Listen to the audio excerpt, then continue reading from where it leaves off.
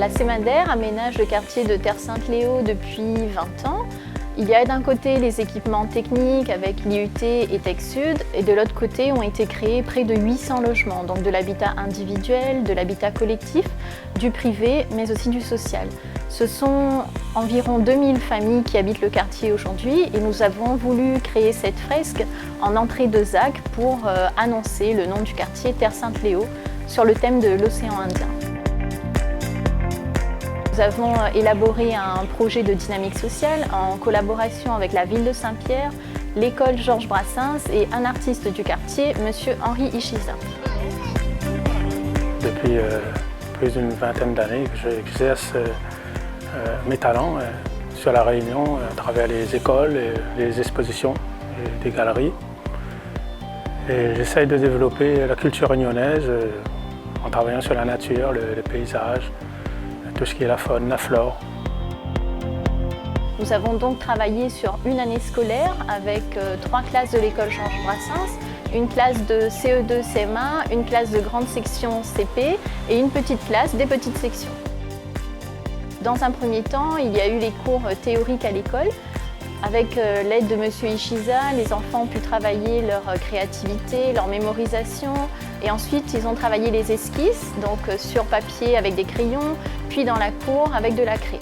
Déjà on commence toujours par les dessins, ça c'est le premier source d'inspiration. Les enfants ils ont des inspirations spontanées, ils ont déjà leur idée, c'est de l'art pur. Le deuxième temps a été les ateliers sur site et là ils ont pu dessiner avec la peinture. J'ai voulu représenter la protection de la faune marine, sensibiliser les enfants sur notre environnement marin.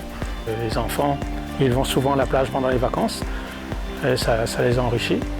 Deuxième temps, on a travaillé sur la culture réunionnaise, donc j'ai mis en évidence les gramounes, sur la culture vivrière des Hauts, donc la culture des maniocs, du maïs, tout ce qui est le café, la vanille. Dans un troisième temps, on est parti sur la pêche quotidienne, comme le village pêcheur Terre-Sainte. On a dessiné des barques, des pêcheurs avec les filets. Ça s'est très bien passé.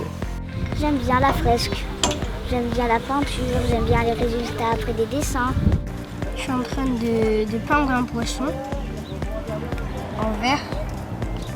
L'objectif de la fresque est donc de permettre aux enfants de découvrir l'art, de travailler leur imagination, leur créativité et aussi de travailler dans le quartier afin de s'approprier le quartier et de le faire respecter demain. Ça leur permet, quand ils passent avec les parents autour de la fresque, d'être fiers et de se sentir acteurs dans leur quartier, en fait, de dire j'ai fait ça, c'est ma classe, et puis de grandir avec la fresque. Je préfère peindre que rester en classe. C'est une sortie, c'est prendre le bus, c'est s'amuser et puis travailler en s'amusant aussi, quoi.